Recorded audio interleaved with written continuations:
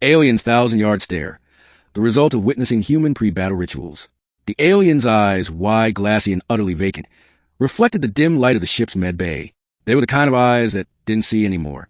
The kind of eyes that had witnessed something so beyond comprehension, so profoundly disturbing, that the mind retreated into silence just to survive. Lieutenant R.H.A. Zor, the Krell Dominion, had been one of the bravest soldiers in his fleet, decorated for valor, unshakable in combat, respected even by his enemies. Yet now, strapped to a gurney, trembling in quiet horror, he was unrecognizable. The once golden sheen of his scales had dulled to a sickly gray. His breathing came in shallow bursts. The med officer, Dr. Vrel, glanced at the readings hovering above R.H.A. Zor's cot. Vitals erratic, neural patterns fractured. "He's broken," she whispered. General Tharn, his commanding officer, stared at the hollow figure of his most trusted warrior. By the stars, what could humans possibly have done to him? Dr. Vrel hesitated before replying. He was captured during the skirmish on the Terra Moon outpost, but according to the recovery team, the humans didn't even touch him. They said he was found just watching them, watching whatever they were doing before battle. Tharn's expression darkened. Their pre-battle rituals. Part 1. The capture. 3 days earlier, R.H. Zor led a small Krell reconnaissance team on the outskirts of the Terran base designated Camp Orion. It was supposed to be routine surveillance, record troop movements, analyze defense patterns, return before dawn cycle. Humans were still new to galactic warfare. The Dominion considered them primitive, strong-willed but unsophisticated, ruled more by emotion than discipline. The Krell had crushed entire civilizations before breakfast. Humanity, the Council had declared, would be no different. R.H. Zor believed that. Until that night, he and his squad had hidden among the metallic ruins just outside the human perimeter. Their cloaking field shimmered faintly, rendering them invisible to most sensors. R.H.A. Zor's translator implant caught snippets of human speech carried on the cold lunar wind. Laughter, shouting, bursts of song. Strained for soldiers about to face slaughter. "What are they doing?" hissed one of the subordinates. R.H.A. Zor adjusted his lens. The humans had gathered around a massive bonfire, even though they had perfectly functional energy cells and plasma lamps. Fire, a relic of ancient days. They passed metal containers between them. Hydration flasks, perhaps? No. From the way they stumbled and laughed, it seemed more like an intoxicant. Then the chanting began. A deep, rhythmic call rose from their throats, unified and raw. Dozens of voices roaring as one. They stomped their feet, clapped hands, and slammed their fists into their chests. Some painted symbols across their faces and armor, skulls, fangs, flags, or names of fallen comrades. To R.H. Zor it looked primitive, savage, yet something in that chaos pulsed with terrible energy, something he couldn't quantify. He watched as a massive human, towering and scarred, stepped into the center of the circle. The others fell silent. The man removed his helmet and raised his weapon, a brutal firearm with scratches carved into its side. "This one for every brother who didn't make it home," he shouted.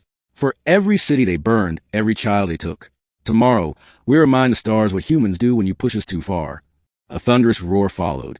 The humans began pounding their weapons on the ground, sparks flying. Some screamed, others laughed, others cried openly, faces shining with tears and fury. And then came the music. A human soldier produced a small device, primitive, analog, almost laughable. But when he pressed a button, a deep bass drum erupted. A song, ancient and wild, poured into the cold night. The lyrics were raw violence wrapped in melody, primal and defiant. Humans began moving, dancing, if one could call it that, jerking, stomping, shouting the words in unison. They collided, embraced, screamed into the darkness. The energy radiating from them was unlike anything R.H. Zor's species could comprehend. To a Krell, war was procedure, orders, precision, calculation. But humans, they turned war into emotion. They celebrated it, mourned it, fed on it. And in that moment, R.H. Zor felt something unfamiliar. Unease. When dawn came, the humans marched to battle singing. Singing! Their hearts were blazing brighter than the sun. R.H. Zor's squad watched in silence as the Terrans disappeared over the ridge. Minutes later, the Krell army clashed with them, and the massacre began. Part 2, the battle. The Krell had every advantage, orbital superiority, plasma weapons, shield arrays. But the humans, they didn't fight like any species R.H. Zor had ever faced. They fought like they wanted to die. Their first wave charged through energy fire as though pain meant nothing. Even when limbs were torn apart, they crawled forward, dragging themselves with bloodied hands. They used broken weapons as clubs, helmets as shields. R.H. Zor remembered the sound, their roars, like beasts possessed. At one point, he saw a human soldier slam his own chest plate to ignite a thermal grenade beneath him, vaporizing an entire Krell line. His last words, captured faintly to the translator. You're not taking Earth, freaks. They called it bravery. The Krell had no word for such madness. By the end of the day, the battlefield was a graveyard of both species. Yet the humans did not stop.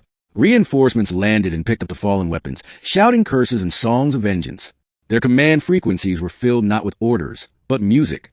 Every time a human fell, another screamed their name into the comms and surged forward. R.H. Azor, leading a counterstrike, witnessed a moment that broke something inside him. A human medic, barely an adult, was kneeling beside a wounded comrade, pressing her trembling hands over a gaping wound. When the soldier died, she didn't weep. She screamed, a long primal sound, and stood up with his rifle.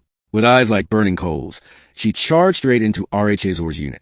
He fired reflexively, plasma tearing through her armor. She kept coming. Even as her body burned, she didn't fall until she was inches away, trying to jam the rifle into his chest. When she collapsed, her hand brushed his leg. He looked down and realized she was smiling. Part 3, The Aftermath. Hours later, as the Krell pulled back, R.H. Azor found himself wandering among the ruins. Smoke curled into the twilight, bodies, human and Krell alike, strewn across the rocks. He knelt beside one of the human encampments. The fire had gone out, but their strange ritual items remained. Flasks, flags, a guitar with a cracked neck, and photos. So many photos. Humans holding families, pets, lovers, children. They brought memories to battle, reminders of who they were fighting for. The Krell never did that. For them, war was just survival.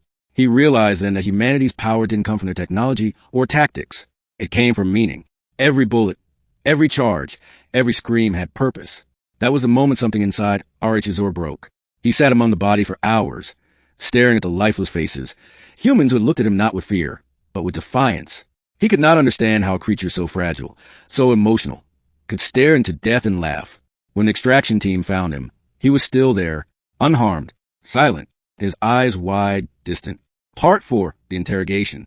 Back aboard the Dominion ship Kraxel Prime, R.H. Azor was subjected to debriefing. The analysts expected battle data, coordinates, enemy weaknesses. What they got instead was silence. He wouldn't speak for 2 days. Then, in the middle of the night cycle, he began muttering, half in Krell, half in broken Terran phrases. The ship's translator struggled to make sense of it. They sang, he whispered. They screamed their dead back to life. They smiled when we burned them. They laughed. General Tharn ordered him sedated, but the word spread like fire through the ranks. Soon, every Krell soldier had heard rumors of what R.H. Azor saw.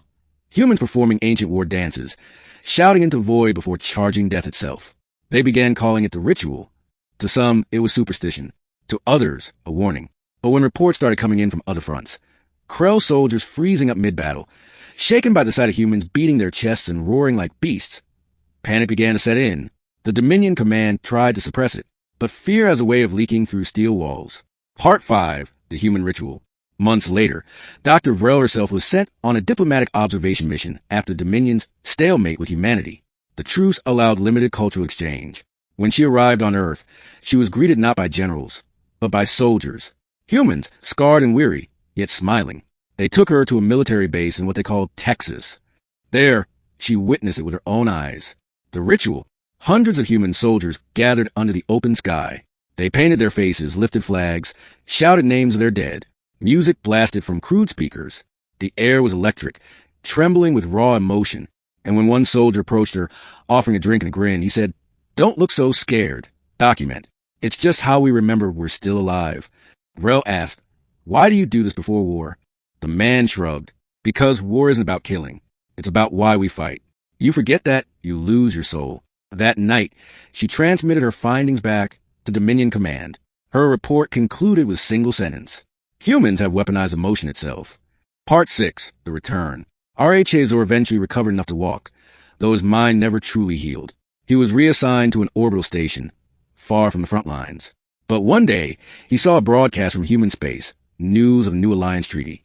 It showed human soldiers saluting their fallen, playing that same defiant music. He froze. The 1,000-yard stare returned. When a young technician asked what haunted him so deeply, R.H. Azor whispered, "They look into the abyss and the abyss looks away." The technician frowned. "What do you mean?" R.H. Azor turned his head slowly, the old fear flickering behind his eyes. "They don't fear death," he said softly. "They befriend it." Epilogue, the legend. Years passed. The war ended. Humanity and the Krell signed a fragile peace. But among Krell veterans, tales persisted. of human soldiers who sang to the stars, who roared before battle, whose laughter echoed across the void. And when Krell children asked their elders what humans were really like, they didn't speak of their weapons or ships. They spoke of their eyes. The eyes that shone with grief and fury and love all at once. The eyes that burned with something no Krell could ever understand. And deep down, every veteran who had fought them carried the same haunted look. The 1,000-yard stare that came not from terror or death, but from witnessing life lived so fiercely, so fearlessly, that even the void itself trembled. For in the end, the greatest weapon humanity ever wielded was not steel or fire. It was a terrible, beautiful, unbreakable spirit that made the stars themselves watch in silence.